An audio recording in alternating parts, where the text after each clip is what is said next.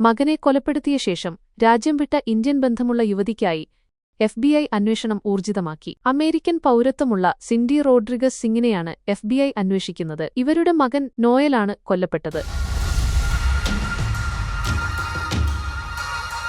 2023 സിൻഡി റോഡ്രിഗസും ഭർത്താവ് അർഷദീപും കുടുംബത്തോടൊപ്പം രാജ്യം വിട്ടതായി FBI കണ്ടെത്തിയത്.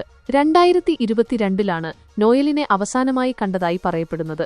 ജന്മനാ ശ്വാസകോശ സംബന്ധമായ സങ്കീർണതകൾ നോയലിനുണ്ടായിരുന്നു. കുട്ടിയെപ്പറ്റി അന്വേഷിക്കാൻ വീട്ടിലെത്തിയ പോലീസുകാരോട് പിതാവിനൊപ്പമാണ് കുട്ടി കഴിയുന്നതെന്നാണ് അന്ന് സിൻഡി പറഞ്ഞത്. തന്റെ മകൻ ചെകുത്താനാണെന്നും ഇവർ പറഞ്ഞതായി അമേരിക്കൻ മാധ്യമങ്ങൾ റിപ്പോർട്ട് ചെയ്യുന്നു. ക്രൂരമായ ശാരീരിക പീഡനങ്ങളാണ് കുട്ടി നേരിട്ടത്. രാജ്യം വിടുന്നതിനു മുമ്പ് സിൻഡിയുടെ ഭർത്താവ് അർഷദീപ് വീടിനടുത്ത് ഒരു കാർപ്പറ്റിൽ പൊതിഞ്ഞ എന്തോ നിക്ഷേപിക്കുന്നത് കണ്ടവരുണ്ട്. പോലീസ് നായ ഇതിൽ മനുഷ്യാവശിഷ്ടങ്ങളും കണ്ടെത്തിയിരുന്നു. ഫെഡറൽ ബ്യൂറോ ഓഫ് ഇൻവെസ്റ്റിഗേഷന്റെ FBI 10 മോസ്റ്റ് വാണ്ടഡ് പ്രതികളുടെ പട്ടികയിലാണ് നിലവിൽ ഇവരെ ഉൾപ്പെടുത്തിയിരിക്കുന്നത്.